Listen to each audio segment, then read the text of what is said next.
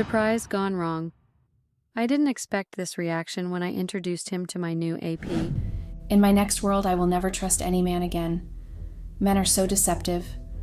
I tried to surprise my husband with my affair after we opened our relationship, and the fool decided to divorce me instead. Hey Reddit, my name is Taylor. I'm 28 years old, and I'm married to Lincoln, a 48-year-old surgeon. Lincoln and I have been married for 2 years now. I wouldn't call my marriage with Lincoln blissful because I was unhappy all through the years of our marriage. I have always thought that I married a loving man that cared about my happiness, but the events of the past months have proved otherwise. I'm about to lose everything. I don't even know what to do right now. People always say I married Lincoln for his money, considering the huge age gap between us, but that isn't the case. I married Lincoln for who he is, and not because of his money. People always say older men are more loving, generous, and caring. I honestly found this to be true because Lincoln possesses all of these qualities. But after the wedding, I became depressed. I wanted more for my life. Lincoln is a nice guy, but the age difference between us became a problem. While I wanted to live wild, have fun, and just enjoy life to the fullest, Lincoln was reserved and conservative. Even though Lincoln was very rich, he still preferred to live a low-key life. Life with him was kind of boring, honestly. I noticed all these while we were dating, but I thought I could influence him to change as time went on. That's why I went ahead to marry him. But after the wedding, I discovered it's not easy to change anybody. I wanted to live a flamboyant lifestyle. That is one of the reasons I married Lincoln in the first place. Lincoln is God sent to me. He has changed my life within the few years I have known him, but the only problem I had with him is that he is boring, nothing exciting in our marriage, and even our intimacy is nothing to write home about. Other than this, Lincoln is a kind-hearted person. He makes sure I never lack anything. After our wedding, he opened a jewelry store for me and also got me a car. Lincoln is ready to do anything for me. All I just have to do is ask. One time he told me I was his soulmate and that he could go above and beyond for me, and true to his words, he always did. He placed my retired parents on a monthly allowance, and he is currently sponsoring 2 of my siblings in school.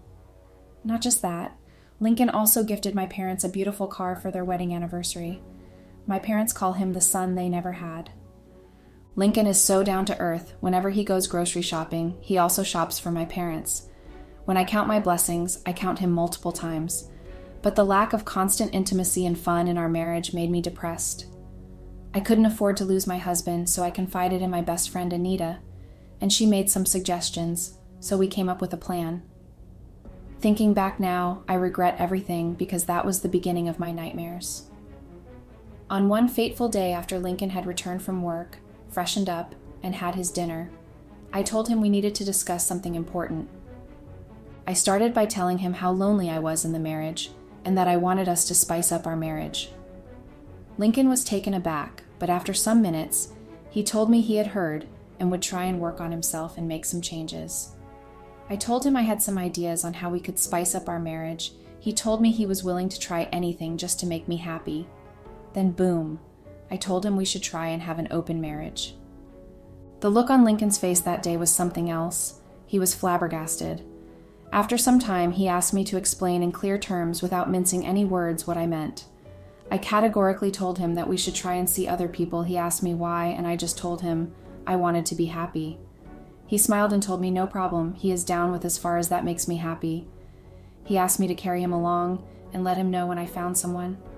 I was surprised because that wasn't the outcome I was expecting. I thought he would make a scene, but he was calm. If only I knew all that was just an act, and that deep down he was boiling with anger, I wouldn't have gone ahead with my stupid plans. That calmness was actually the calm before the storm. My best friend Anita introduced me to some guys. I honestly thought she was helping me and wanted to be happy. I never knew that she had ulterior motives. Anita introduced me to Stanley. Stanley was a cute and loving man, young, vibrant, energetic, and charming. Stanley and I were in the same age bracket, so we had a lot in common. Stanley and I started dating, and everything was going on smoothly. I wanted to inform Lincoln about it, but my best friend Anita advised me against it. She told me to get to know Stanley a little bit before informing my husband about it. I wished I never listened to that devil incarnate. I followed Anita's advice and continued dating Stanley secretly because I was enjoying the flow. I also enjoyed Stanley's company. Stanley wasn't working, so I was the one footing all his bills. I even went on vacation with him to Bora Bora Island. I was the one that sponsored the trip. I lied to Lincoln that I was traveling on a business trip to go source for some jewelry. He believed me because that wouldn't be the first time I would be traveling on a business trip. The 1-week getaway to Bora Bora Island with Stanley was beautiful. I enjoyed every bit of it.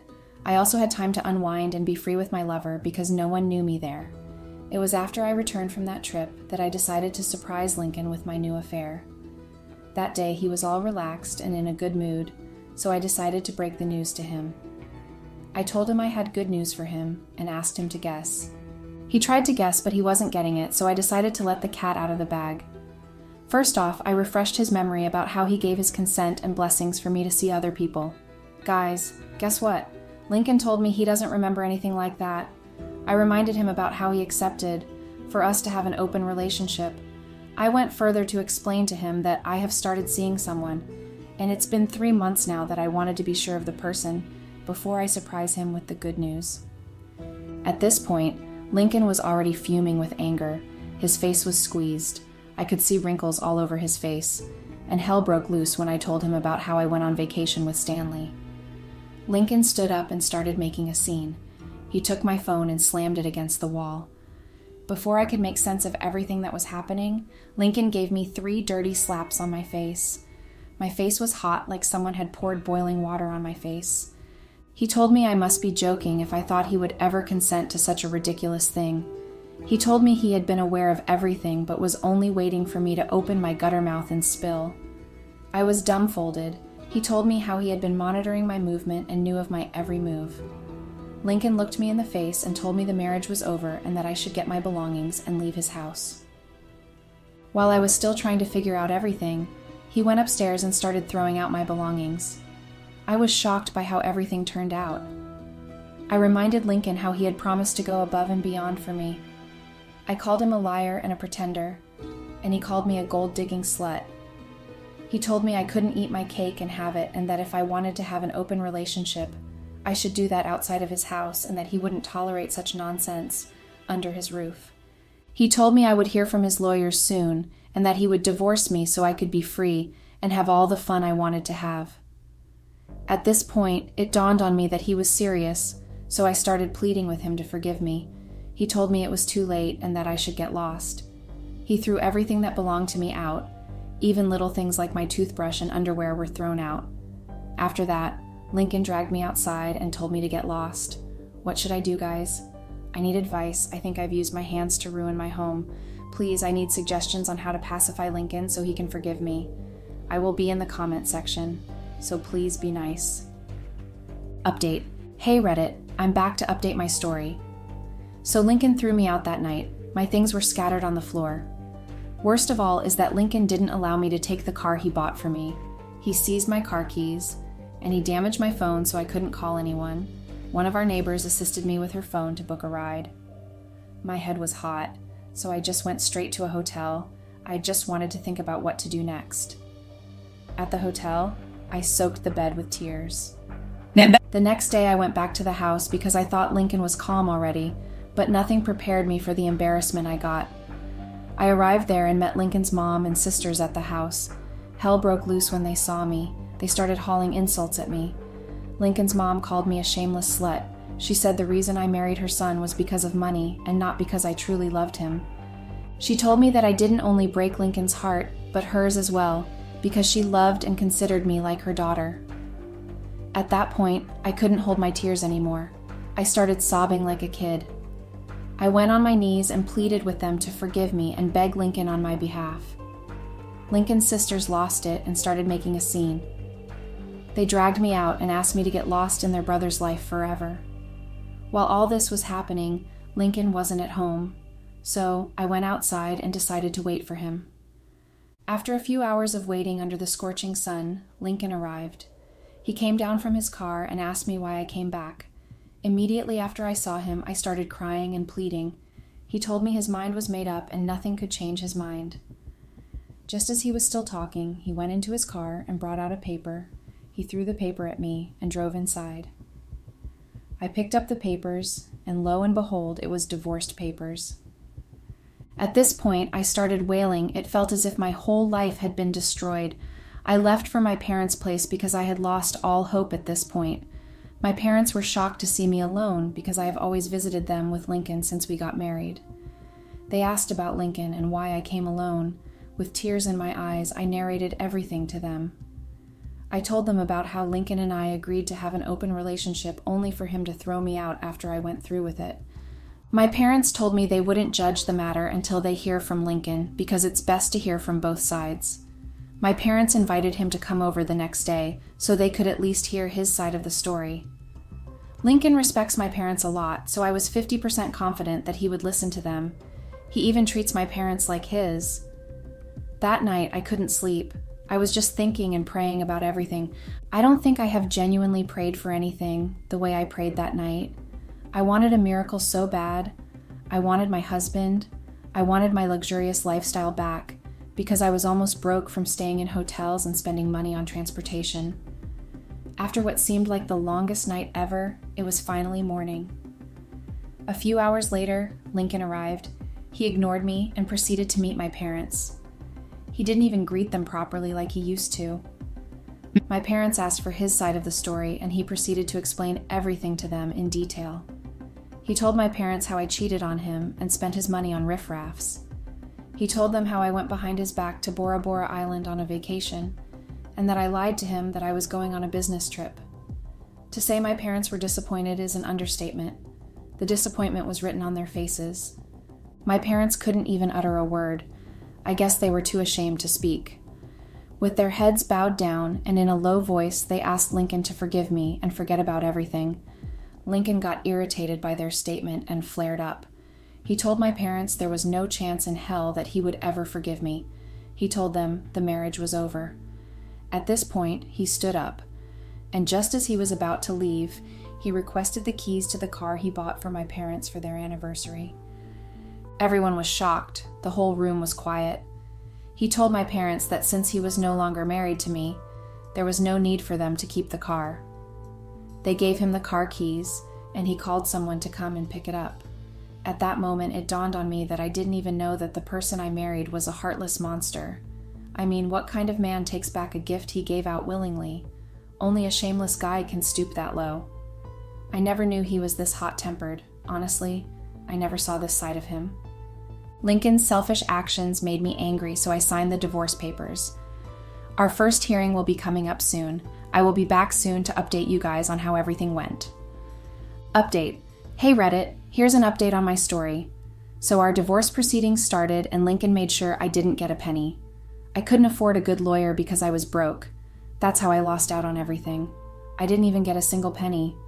But I didn't bother because I still had the store. While all this was going on, I kept my manager in charge of the store, and he was giving me updates about everything. After the divorce, I decided to go back to the store because that was my only hope.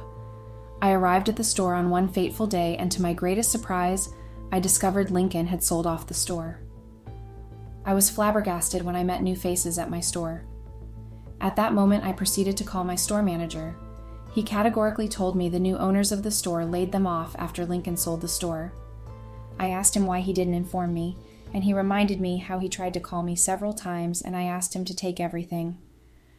Honestly, I remembered he tried to call multiple times, but I always told him off, because I was in the middle of a messy divorce and didn't want to add more problems to what I was facing. I asked for the store's account and was told Lincoln cleared the account. I almost fainted at that moment. My legs were shaking, nothing else made sense to me. I never Lincoln was this heartless. He took everything from me. He practically ruined my life. The reason I didn't bother to hire top lawyers to help so I could get half of Lincoln's assets was because of the store. I thought I could fall back on it. Another reason I didn't fight for his properties was because I didn't want people to see me as a gold digger. If I knew he was planning on selling the store, I would have fought in court and torn his properties in half. I bitterly regret everything now. Even my family wasn't spared from his torture. Remember I told you guys he always gave my parents a monthly allowance? Well, he stopped doing that. He also stopped paying my siblings' school fees. Lincoln was never a good man. He was only pretending to be a kind-hearted man.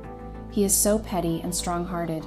It dawned on me that Lincoln was on a mission to ruin my life completely. I was completely broke. All the expensive jewelry he bought for me, he took everything. I decided to go confront Lincoln at the house, and I got the biggest shock of my life. I arrived at the house and met my best friend Anita, the one who advised me to cheat on Lincoln and conceal it, at my matrimonial home, ex-matrimonial home. I had to clean my eyes multiple times just to make sure I was seeing clearly. With pain in my voice, I asked her what she was doing in the house when she knew I and Lincoln were no longer together. Guys, my best friend looked me in the face and told me she was in her boyfriend's house. I almost fainted at that point. It took all the strength I had in me to keep standing. She opened her dirty mouth and even called me a fool. She said I was stupid to have cheated on a man that loved me and provided for me and my family. She told me that men like Lincoln are rare. She told me how she had always envied my marriage and always eyed Lincoln. She said a lot of things to me that day. She went on and kept blabbering about how the universe worked in her favor and everything happened because she and Lincoln were destined to be together. I couldn't take any more, so I ran up and met Lincoln in the bedroom. I was shaking and crying. I asked him why he decided to hurt me this much. It's hurt to know that Lincoln moved on just a month after our divorce, and not just with anyone, but with my best friend. Lincoln opened his stupid mouth and told me to stop shedding crocodile tears. He told me he didn't owe me any explanation because we were no longer married, and that I didn't have the right to tell him who and who not to date. I felt betrayed. Just as we were still talking, Anita walked in and asked me to get out, that I didn't have the right to be in the room. She asked me to get out of her bedroom. I thought Lincoln would call her to order, but I was shocked when he seconded it and asked me to get out. Life is really funny. I never in my wildest imagination believed that a day like this would ever come when I would get chased out of my matrimonial bedroom by another woman, not just another woman, but my best friend who brought this disaster on me. I told them I would not leave until I got answers to my questions. I asked Lincoln why he had decided to ruin my life by taking everything from me. He told me he vowed to take everything from me when he realized I never loved him and that I only married him for his money. He said he also promised himself that he would leave me penniless and miserable. Hearing all these made me understand that men are evil. It dawned on me that Lincoln never really loved me because if he did, he wouldn't be able to look me in the face and spill that trash. I cleaned my eyes and left. On my way home, I kept thinking about everything. How foolish of me to have listened and followed Anita's stupid plans. I never knew she had always envied me. I felt betrayed by both Lincoln and Anita. I'm the victim in this case. So many thoughts were just running through my mind. I wanted to get to the bottom of everything because I felt like Lincoln and Anita might have been seeing each other and might have planned the whole thing. So I called Stanley my ex-lover. I ended things with him when I left my marriage because Stanley was broke. I was even the one paying his bills when we were dating, so I didn't want to add another liability to my problems, so I ended my relationship with him. I called him that day because I felt he was also part of the plan. I pleaded with him to please share any information he knows with me, not that I planned on confronting anyone, but for closure's sake. Stanley told me that Anita planned everything. He told me that he and Anita shared all the money I was giving him. He told me that Anita informed Lincoln about our affair when we started dating. It turns out my best friend was my husband's spy. He told Anita had informed Lincoln about our vacation too. Honestly, at that point, I felt like a fool. I felt betrayed and became depressed. Nothing mattered to me any longer. I decided to seek help because it felt like I was going crazy. I started therapy, and honestly, that was the best decision ever. I'm still trying to let go and forgive myself for all my stupid mistakes. Nothing makes sense now, but I would smile again. My therapist made me understand that even though I was a victim, I also in a way broke my ex-husband's heart and trust. She asked me to give him a call and apologize for all the pain I put him through. I tried calling Lincoln several times to apologize, but he never answered my calls. I did send him a text, though. I hope he finds a place in his heart and forgives me someday. As for that fool Anita, I heard Lincoln dumped her after he was done with her. Her karma came early. She got served. She wanted everything I owned, but unfortunately for her, she can never have them. She is back to the street where she truly belongs. It's been months, but everything still seems like yesterday. The memories are still fresh. I'm currently job hunting while I stay with my parents. Every day, my parents and siblings never missed the opportunity to taunt me about how I ruined my life and their lives because of my lust and selfish desires. My siblings hate me, and they still blame and curse me till today. I hope I get a good-paying job soon, so my siblings can go back to school. I'm taking each day as it comes. Looking back, I regret everything. If I could turn back the hands of time, I would have done things differently. Maybe if I had not listened to Anita, I would have still been married. Or if confided in my parents or siblings, just maybe things would have been different. Just maybe.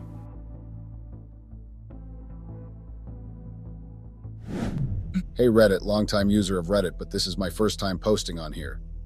I've always been scared of putting my drama out there for people to see because I felt ashamed, but now I couldn't care less about that. I feel broken, I feel used, I feel like my world has just ended and I don't know what to do.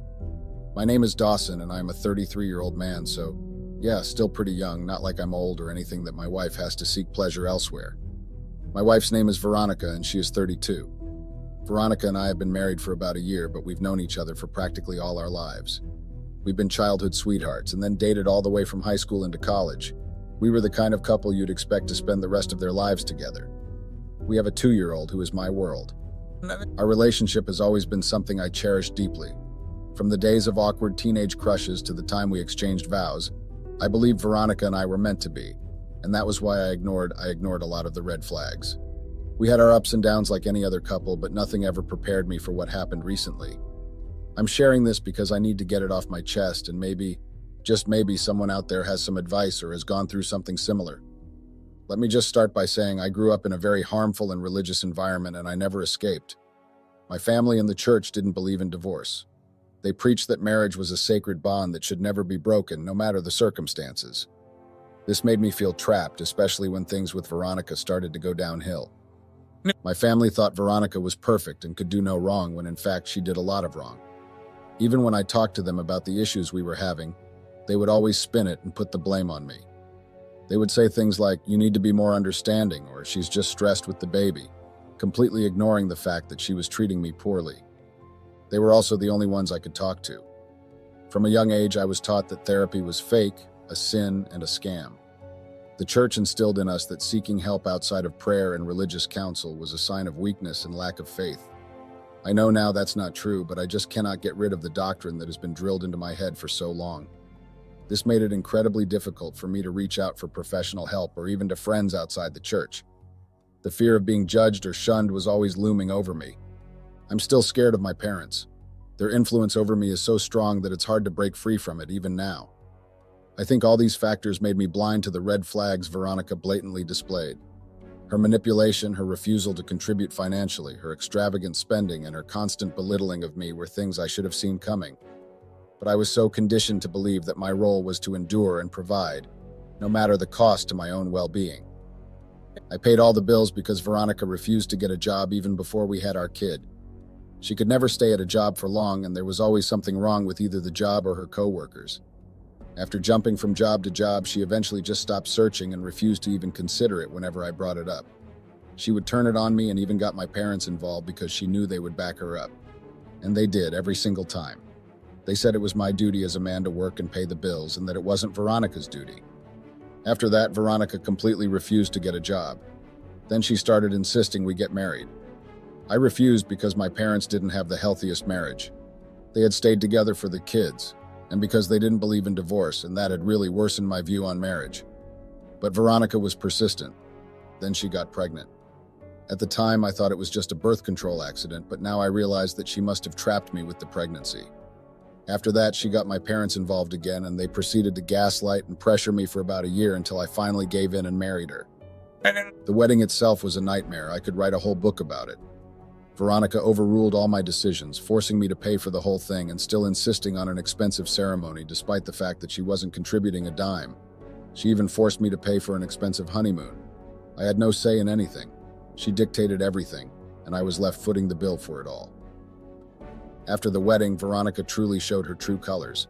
She told me she wanted to be a stay-at-home mom because of our kid, claiming she noticed how hard I was working to cover the bills and wanted to help by being there for our child.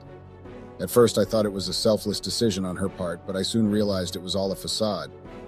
One day while she was out, I checked her phone and found messages between her and her friends. She was mocking me, calling me stupid and laughing about how she never intended to return to work. It was a crushing revelation. She had manipulated me into believing she was making a sacrifice for our family when, in reality, she was just looking for a way out of working. I confronted her about the messages and tried to discuss it with my parents, hoping they would see my side. But they defended her, saying she must have been stressed by me and the baby, and that's why she said those things. Veronica, of course, denied everything and turned it around on me, claiming I was invading her privacy and being paranoid. Until now, I never realized how much she had isolated me from my own family. She would twist situations and conversations to make it seem like I was the unreasonable one. She turned my own parents against me. They took her side in every argument, and I felt completely alone. Then she stopped doing her chores. Despite the fact that I paid all the bills, I still split the chores and even childcare with Veronica. I didn't care that I had to be up early for work. I would still get up at night if the baby cried. I made sure to split the chores with her 50-50, and still she wouldn't do her part. Whenever I talked to her about it, she would brush me off, saying her hands were full with our toddler, which I tried to understand. But the truth was, I helped with childcare a lot, and she wasn't always busy with our toddler. My parents came over frequently, and they always helped with the baby, so it's not like she was overwhelmed all the time. Plus, my parents even babysat for free, which gave her plenty of opportunities to get things done. Despite all this support, she refused to contribute to the household chores. The dishes would pile up until I attended to them. The laundry remained undone until I could get them done. And the house was in a constant state of disarray until whenever I was chanced and had free time to clean and arrange. It wasn't just about the chores, though. It was about the complete lack of respect and appreciation for everything I was doing. I was working long hours to provide for our family and still coming home to take care of the baby and the household. Yet Veronica acted like it was all my responsibility. When I tried to address the issue, she would become defensive and accuse me of not understanding how hard it was to be a stay-at-home mom. She claimed she was exhausted from taking care of our toddler all day, but I knew that wasn't the whole truth. There were plenty of times when I came home to find her on her phone, watching TV, or out with friends while my parents were watching the baby. It became clear that Veronica was taking advantage of the situation. She enjoyed the perks of being a stay-at-home mom without actually fulfilling the responsibilities that came with it. I was left to juggle work, childcare, and housework while she did as she pleased. It was frustrating and disheartening to see how little she cared about contributing to our household. I started to dread coming home, knowing that I would be met with a mess and a list of complaints from Veronica. Instead, I felt like I was carrying the weight of the world on my shoulders, with no support from the person who was supposed to be my partner. And then she started quarreling with me more. She said I was no fun anymore and was now boring. It felt like every little thing I did annoyed her. She said I was distant, which I wasn't. She was the distant one. It was like she was rewriting our history to fit her narrative. She would find fault in everything I did. If I left a dish in the sink, she'd blow up. If I came home 5 minutes later than expected, she'd accuse me of not caring about her and the baby. She'd scream at me over the smallest things, turn minor disagreements into full-blown arguments. It felt like I was walking on eggshells. I never knew what would set her off next. Whenever we had an argument, she would threaten me. She'd say things like, "You'll regret this," or "You'll be sorry if you don't start treating me better." It was manipulative and emotionally draining. I didn't know how to respond to her threats. I just wanted peace in our home. She started making expensive purchases without telling me. Our finances were supposed to be a shared responsibility, but she acted like my credit card was her personal bank account. One time, she ordered a $700 purse with my credit card. When I confronted her about it, she screamed at me and started accusing me of being controlling and stingy. To make matters worse, she got my parents to back her up. They said that my money was her money and that I had no right to question her purchases. It was infuriating. I felt like I had no allies, no one who understood what I was going through. She refused to discuss the purchases with me. Whenever I tried to bring it up, she'd dismiss me or change the subject. She acted like she was entitled to spend however she wanted, without any consideration for our budget or financial goals. It wasn't just about the money. It was about the lack of respect and communication. These issues weren't just isolated incidents. They were part of a larger pattern. She was becoming increasingly controlling and abusive. Her behavior was pushing me further away, and no matter how hard I tried to fix things, it never seemed to be enough. I wanted to make our marriage work, but it was becoming impossible. The constant fighting, the threats, the financial irresponsibility, it was all too much. I was losing hope and I didn't know how much longer I could hold on. I should have left sooner, but I was scared not just for me, but for the baby too. She also started to nitpick on everything. The sex, the intimacy, everything. She complained that we weren't having sex enough and that I was too much of a softie. Mind you, we were having sex about 3 or 4 times a week, but it still wasn't enough for her. She would constantly bring up how I wasn't satisfying her needs, and it felt like nothing I did was ever good enough. I was trying my best to keep her happy, but it seemed like the goalposts kept moving. Then she started becoming really secretive with her phone. She demanded I share my location with her, but refused to share hers with me. My parents backed her up, saying she was basically home all day as a stay-at-home parent while I worked. They argued that she needed to know where I was in case of an emergency, and that I should trust her since she was with the baby all the time. I relented and shared my location, but she didn't share hers. She would randomly accuse me of cheating, despite the fact that she was being so weird and secretive. It was like she was projecting her guilt onto me, trying to make me the bad guy. She changed her phone password and was always smiling at her screen, which, mind you, is fine on its own, but it's the way she was so secretive about it that raised red flags. She'd be texting someone, and when I'd ask who it was, she'd just say it was a friend and quickly put her phone away. It wasn't just her secrecy that bothered me. It was the sudden shift in her behavior. She stopped being affectionate and started finding excuses to avoid spending time together. She'd go out shopping or running errands for hours, and when I'd ask about her day, she'd give vague answers. I felt more like a stranger in my own home. I tried to talk to her about it, but every conversation turned into an argument. She'd accuse me of being paranoid or controlling, and it always ended with her storming off. I felt confused and hurt. I wanted to believe her, to trust that she was just going through a phase, but the signs were hard to ignore. It wasn't just about the lack of sex or the constant nitpicking. It was about the erosion of trust and connection. I was losing my wife, and there was nothing I could do to stop it. Little did I know that my wife was cheating on me big time. She was using me, even manipulating my parents. Yesterday, I finished work much later than usual. I texted my wife to say I might work overnight, but then I didn't need to stay overnight. I wanted to text her and tell her, but changed my mind. Instead, I planned a surprise, takeout and a mini date at home. Lately, things had been tense between us, and I hoped this would help us reconnect. Our son was staying at my parents' place, which is also something we'd argued about recently, but didn't seem important now. When I got home and knocked on the door, a shirtless drunk guy opened it. He looked confused, then shocked to see me. That's when it hit me. My wife had been cheating. The guy just stupidly stood there, unsure what to do, frozen in place. I rushed upstairs, hoping for an explanation from my wife, only to find her fast asleep in bed. I was confused and hurt. I hurried back downstairs, but the guy had already left. The shock hit me hard. Betrayal, anger, disbelief. It all rushed through my mind. How long had this been happening? Who was this guy? Why would my wife do this? I felt furious and heartbroken. I was livid and hurt. I didn't know what to do. Part of me wanted to wake her up and demand answers, but I couldn't stand the sight of her. So, fueled by anger and betrayal, I grabbed some clothes and got out of there while she was still asleep. I drove straight to my parents' place, where they were surprised to see me and instantly knew something was wrong. I didn't feel like talking, so I just checked on our sleeping kid, then crashed in my old room. This morning, my phone won't stop buzzing with calls and texts from my wife. I'm avoiding picking up because I don't know what to say to her. I'm guessing she already knows what's up, especially if she's been in touch with that drunk guy from last night. So here I am trying to distract myself on Reddit, just trying to make sense of it all. Update. Hey Reddit, hi, it's been a few days. I apologize. Things have been pretty tough. I really appreciate the support. It has been so helpful. When I made this post, it was just a rant. I genuinely was not expecting the amount of traffic it got. Now let's just hope this doesn't somehow find its way to my wife, or should I say my ex-wife, LOL. I'm going to try and answer a few frequent questions that I saw before moving on to the update. What was the fight I had with my wife about our baby's sleepover at my parents' place? Like I mentioned before, that isn't really important for context.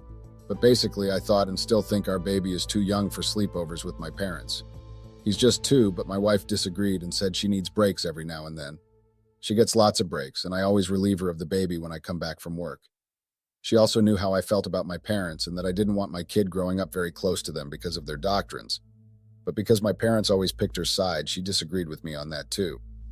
Who was the drunk guy at our house? I don't know him, but I have now confirmed that my wife was indeed sleeping with him. Will I be getting a divorce? Yes, cheating was the final nail in the coffin. Do I have a lawyer? Yes, he's a close friend and I will be reaching out to him.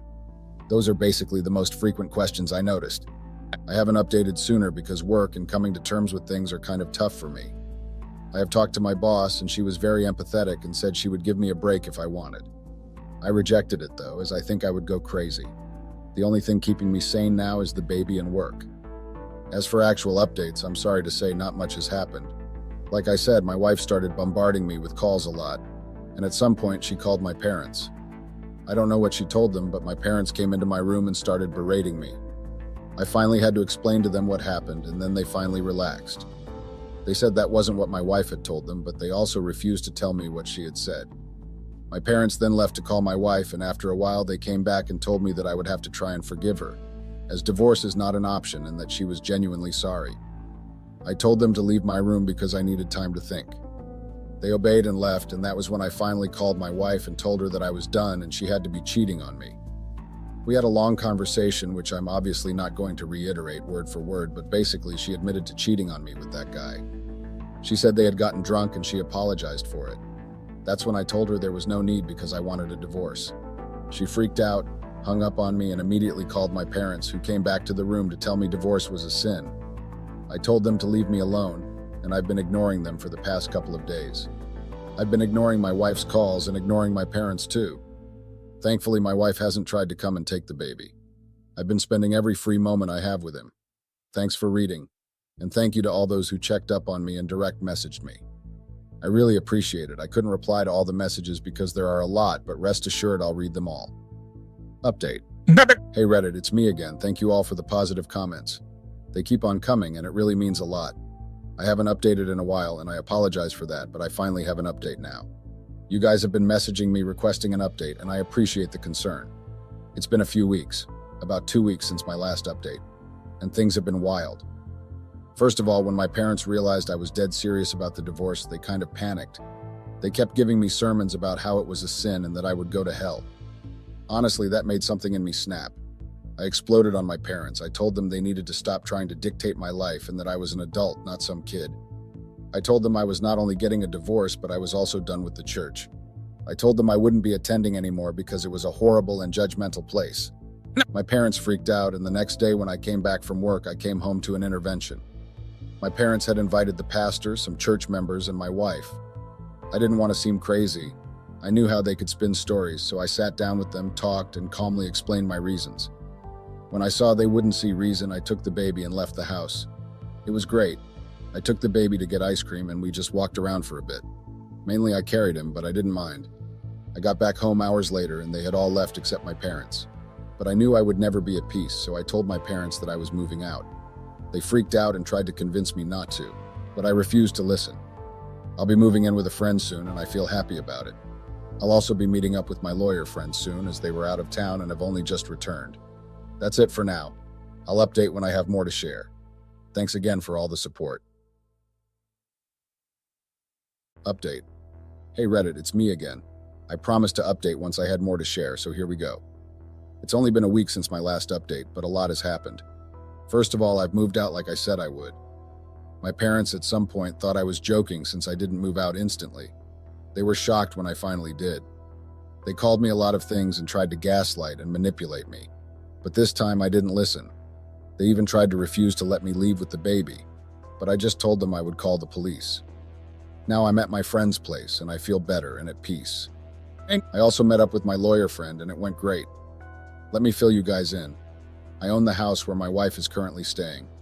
I just haven't had the strength to kick her out yet, but my lawyer will be handling that now. Thankfully, since I already owned the house before I married my wife, it can't be considered a marital asset and is mine solely. The house was a gift from my grandfather. Also, since we live in a state where once you cheat, you automatically give up custody, I have good chances of getting the baby, which is the one thing I am really ready to fight for.